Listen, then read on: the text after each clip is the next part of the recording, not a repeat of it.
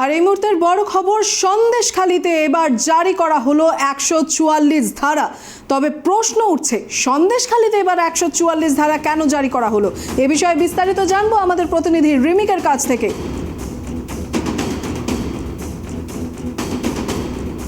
সন্দেশখালীতে গত বুধবার থেকে যে 144 ধারা জারি করা হয়েছিল, যে মাস্টার মাইন্ড যারা যাদেরকে গ্রেফতার করার দাবিতে সেই স্থানীয় মানুষজন আন্দোলনে গেছিল, তারা অভিযোগ তুলেছিল যে শেখ শাহজাহান, সুশান্ত সর্দার, শিবু হাজরা এরা গ্রামের মহিলাদের উপর অত্যাচার করতো এবং তাদের চাষের জমি দখল করে ভেরি করা হয়েছিল, একাধিক অভিযোগ।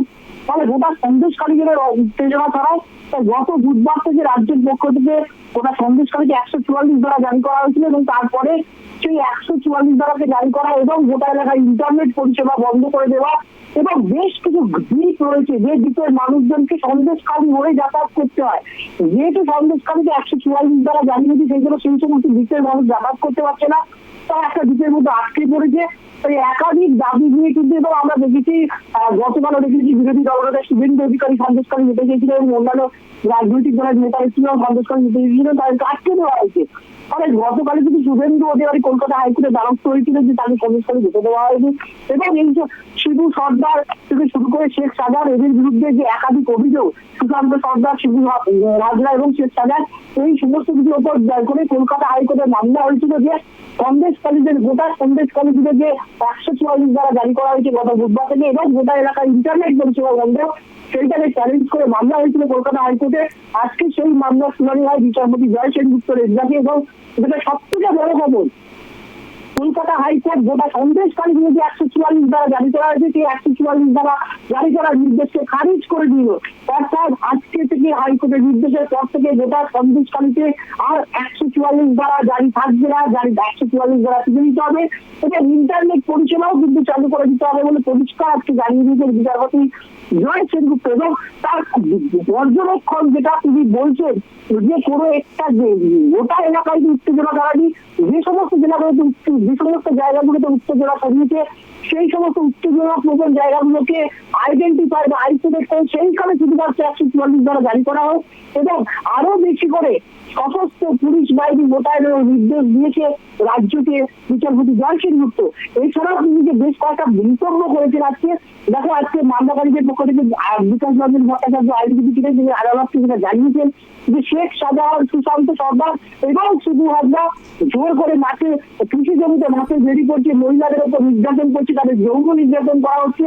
এই অন্যায় প্রতিবাদ করা হচ্ছে, এলাকাবাসী থেকে একত্রিত করে অন্যায় প্রতিবাদ করতে আন্দোলন করেছে প্রাক্তন সিপিআইএম বিধায়ক নিরাপদ সর্দারকে আমরা জানি 4 দিন আগে বাস বই থানা থেকে তাকে গ্রেফতার করা হয়েছে এবং জেল কাস্টডিতে রয়েছে এবং পুলিশ কোন রকম ভাবে নিষ্ক্রিয় হয়ে রয়েছে। কিছু কিছু জায়গায় পুলিশ নিষ্ক্রিয়, কিছু কিছু জায়গায় পুলিশ অতি সক্রিয় হয়ে যাচ্ছে, পুলিশ কোন রকমের ব্যবস্থা করছে না এবং এই গোটা ঘটনার সাথে পুলিশও যুক্ত রয়েছে এবং যাদের বিরুদ্ধে অভিযোগ তাদের বিরুদ্ধে কোন রকম ব্যবস্থা বা পদক্ষেপ করা হচ্ছে না বলে বিচারপতিকে যাওয়ার আজকে মামলাকারী আইনজীবী বিকাশ রঞ্জন ভট্টাচার্য, তখন বিকাশ রঞ্জন ভট্টাচার্যকে বিচারপতি জয় সেনগুপ্ত জিজ্ঞেস করেন যে এখনো কি ওই পুলিশ আধিকারিকরাই তদন্ত করছে সন্দেশখালীতে?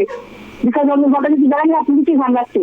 তারপরেই বিচারপতি জয় সেনগুপ্ত রীতিমতো ক্ষুব্ধ হয়ে বিস্মিত হয়ে রাজ্যের উদ্দেশ্যে বলেছেন যে গোটা সন্দেশখালী জুড়ে কি উত্তেজনা ছড়িয়েছে। তিনি প্রশ্ন করেছেন বিচারপতি রাজ্যকে যে গোটা সন্দেশখালী জুড়ে কি উত্তেজনা ছড়িয়েছে, যদি না ছড়িয়ে থাকে তাহলে গোটা এলাকা জুড়ে কেন 144 ধারা জারি করা হয়েছে। এবং তারপরে তিনি আরো কটাক্ষ শুনে যেটা বলেছেন রাজ্যকে যে এরপর তো কোনোদিন গোটা কলকাতা জুড়েই আপনারা 144 ধারা জারি করে দেবেন, আপনারা বলেছেন যে গোটা কলকাতাতেই 144 ধারা জারি করতে হবে। মামলায় একাধিক গুরুতর অভিযোগ রয়েছে, তাই বিষয়টাকে কোনোভাবেই হালকাভাবে নেবেন না, পরিষ্কার তিনি রাজ্যকে জানিয়েছেন। এবং গত 3 বছর ধরে কেন পুলিশ কোন অভিযোগ নেয়নি বলে যে দাবি উঠছে, সেই প্রশ্ন তিনি রাজ্যের উদ্দেশ্য করছেন। তিনি বলেছেন বিচারপতি যে সেখানকার মহিলারা নিরাপত্তাহীনতায় ভুগছে, এত অভিযোগের পর তো আর আদালত চোখ বন্ধ করে থাকতে পারে না। এই কথা পর্যবেক্ষণে বলার পরে কিন্তু বিচারপতি জয় সেনগুপ্ত গোটা সন্দেশখালী জুড়ে রাজ্যকে গত বুধবার থেকে 144 ধারা জারি করেছিল, সেই 144 ধারা নির্দেশকে খারিজ করে দিয়েছেন এবং ইন্টারনেট পরিষেবা দ্রুত চালু করার নির্দেশ দিয়েছেন। এবং যেহেতু গতকাল শুভেন্দু অধিকারী যেতে পারেননি সন্দেশখালী, তাকে পুলিশ আটকে নিয়েছিল, তাই তিনি যে কলকাতায় কলকাতা হাইকোর্টের দ্বারস্থ যে মামলাটা হয়েছিলেন সেই মামলাটাকে হয়তো খারিজ করে দিয়েছেন বিচারপতি। কিন্তু তার যুক্তি হচ্ছে যেহেতু 144 দ্বারা নির্দেশকে খারিজ করে দেওয়া হয়েছে, তাই শুভেন্দু অধিকারী করা এই মামলার আর কোনো গ্রহণযোগ্যতা থাকে না।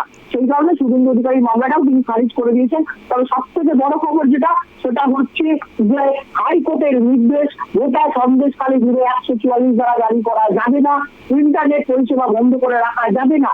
যে এলাকাগুলো শুধুমাত্র উত্তেজনা প্রবণ, শুধুমাত্র সেই এলাকাগুলোকে আইডেন্টিফাই করে চিহ্নিত করে সেখানেই শুধুমাত্র 144 দ্বারা জারি হোক, গোটা সন্দেশখালী জুড়ে 144 দ্বারা জারি করা যাবে না।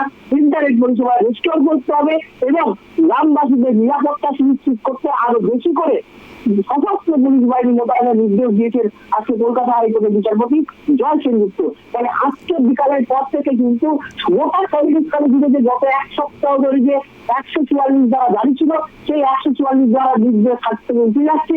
শুধুমাত্র যে এলাকাগুলো উত্তেজনা প্রবল সেইখানে শুধুমাত্র 144 দ্বারা জারি থাকবে, অন্যান্য জায়গায় আর গোটা সন্দেশখালী জুড়ে পুরো সন্দেশখালী জুড়ে 144 দ্বারা জারি করা যাবে না বলেই কিন্তু আজকে আদালত পরিষ্কার তার নির্দেশে জানিয়ে দিয়েছে। ধন্যবাদ রিমিক। আর যেমনটা ইতিমধ্যেই আমাদের প্রতিনিধি রিমিক জানিয়ে দিলেন, এই 144 ধারা বাতিল করে দিল কলকাতা হাইকোর্ট। এই বিষয়ে আমরা শুনে নেব আইনজীবী কি বলছে। না, অর্ডার হলো আমরা 3টে প্রার্থনা করেছিলাম যে ব্যান অন ইন্টারনেট সেটাসাইড করতে হবে। আমরা বলেছিলাম কোনো অর্ডার আমরা হাতে পাইনি, কিন্তু ইন্টারনেট ব্যান করা হয়েছে। 2, আমরা বলেছিলাম যে 144 অর্ডার সেটাসাইড করতে হবে। 3, আমরা বলেছিলাম যেসব আধিকারিক দীর্ঘদিন ধরে এই অপরাধীদের সঙ্গে একসঙ্গে যোগসাজশে কাজ করছে তাদের বিরুদ্ধে তদন্ত করতে হবে। এই 3টে প্রার্থনা মূলত ছিল। তার প্রেক্ষিতে আজকে সকাল থেকে ওরা ইন্টারনেট ব্যান উইথড্র করে নিয়েছে আমাদের মামলা রিসিভ করার পর থেকে। ফলে সেই প্রার্থনা আমাদের ওরা গ্রহণ করে নিয়েছে। 2 নম্বর 144-এর যে অর্ডার, আদালত বলেছে এই অর্ডারটা ক্রিপ্টিক, কোনো রিজন দেওয়া হয়নি। যা প্যারামিটার্স কনসিডার করতে হয় সেসব প্যারামিটার্স কনসিডার না করেই 144 দেওয়া হয়েছে। এইভাবে নাগরিকের সাংবিধানিক অধিকার কেড়ে নেওয়া যায় না 144 ইস্যু করে। ফলে সেই 144 অর্ডারও বাতিল করেছে।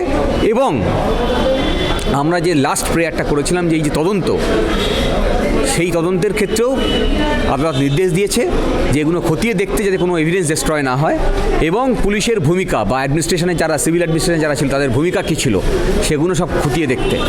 ফলে আমাদের যে 3টে প্রার্থনা মূলত ছিল, 3টে প্রার্থনাই আদালত অ্যাকসেপ্ট করেছে।